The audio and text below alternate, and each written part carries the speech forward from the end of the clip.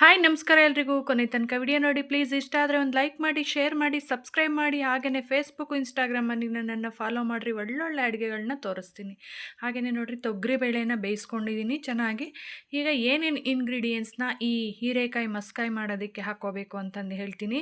ಹಾಗೆಯೇ ನೋಡಿ ಜಜ್ಜಿರ್ತಕ್ಕಂಥ ಬೆಳ್ಳುಳ್ಳಿನ ತೊಗೊಂಡಿದ್ದೀನಿ, ಹಸಿಮೆಣ್ಸಿನ್ಕಾಯಿನ ಹೆಚ್ಚಿಟ್ಕೊಂಡಿದ್ದೀನಿ, ಟೊಮೊಟೊನ ಹೆಚ್ಚಿಟ್ಕೊಂಡಿದ್ದೀನಿ, ಕೊತ್ತಂಬರಿ ಸೊಪ್ಪನ್ನು ತೊಗೊಂಡಿದ್ದೀನಿ. ಹೀರೆಕಾಯಿ ಮಸ್ಕಾಯಿಗೆ ಮೇಯ್ನ್ ಇಂಗ್ರೀಡಿಯೆಂಟ್ಸು ಹೀರೆಕಾಯಿ, ಒಂದು ಅರ್ಧ ಹೀರೆಕಾಯಿನ ಹೆಚ್ಚಿಟ್ಕೊಂಡಿದ್ದೀನಿ. ಹಾಗೆಯೇ ಈರುಳ್ಳಿ ತೊಗೊಂಡಿದ್ದೀನಿ ಅದೇ ಪ್ರಮಾಣದಲ್ಲಿ, ಮತ್ತು ಹಸಿ ತೆಂಗಿನಕಾಯಿನ ತೊಗೊಂಡಿದ್ದೀನಿ. ನೀವು ಎಷ್ಟೆಷ್ಟು ಮಾಡ್ತೀರಾ ಕ್ವಾಂಟಿಟಿನ ಅಷ್ಟಕ್ಕೆ ತಕ್ಕನಾಗಿ ತಗೊಳ್ಳಿ.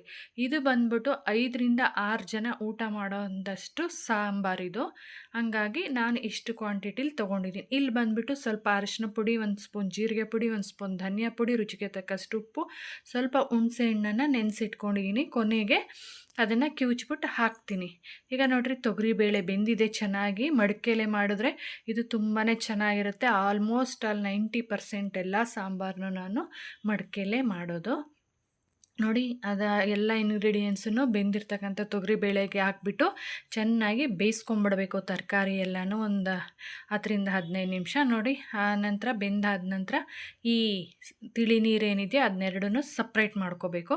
ಯಾವುದೇ ಕಾರಣಕ್ಕೂ ಮಿಕ್ಸಿಗಂತೂ ಹಾಕೋಕ್ಕೆ ಹೋಗ್ಬೇಡ್ರಿ. ಈ ಥರ ಚೆನ್ನಾಗಿ ಮಸಾಗುಂಡಲ್ಲಿ ಚೆನ್ನಾಗಿ ಮಸ್ಕೊಂಬಿಡಿ. ತುಂಬಾ ರುಚಿಯಾಗುತ್ತೆ, ತುಂಬಾ ನುಣ್ಣಗಾಗುತ್ತೆ.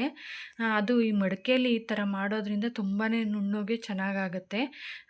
ಹಾಗೆ ಈ ಥರ ಚೆನ್ನಾಗಿ ಮಸ್ಕೊಂಬಿಡಿ. ಮಸ್ಕಾಯಿ ಅಂದರೆ ಮಸಿಯೋದೇ ಇದೆ ಮೇಯ್ನ್ ಅದಕ್ಕಿರೋದು. ಈಗ ಚೆನ್ನಾಗಿ ಮಸ್ತಾಗಿದೆ. ಈಗ ಇದಕ್ಕೆ ಒಂದು ಒಗ್ಗರಣೆ ಕೊಡೋಣ. ಒಂಚೂರು ಕಡಲೆಕಾಯಿ ಎಣ್ಣೆ ಅಥವಾ ಕೊಬ್ಬರಿ ಎಣ್ಣೆ, ನಾನು ಕೊಬ್ಬರಿ ಎಣ್ಣೆ ಯೂಸ್ ಮಾಡ್ತೀನಿ. ಕೊಬ್ಬರಿ ಎಣ್ಣೆ ಹಾಕ್ಕೊಂಡು 1 ಸ್ಪೂನು ಅದಕ್ಕೆ ಸಾಸಿವೆ, ಕರ್ಬೇವಿನ ಸೊಪ್ಪು, ಬೇಕಂದರೆ 1-2 ಒಣಮೆಣ್ಸಿನ್ಕಾಯಿನೂ ಸೇರಿಸ್ಕೋಬೋದು.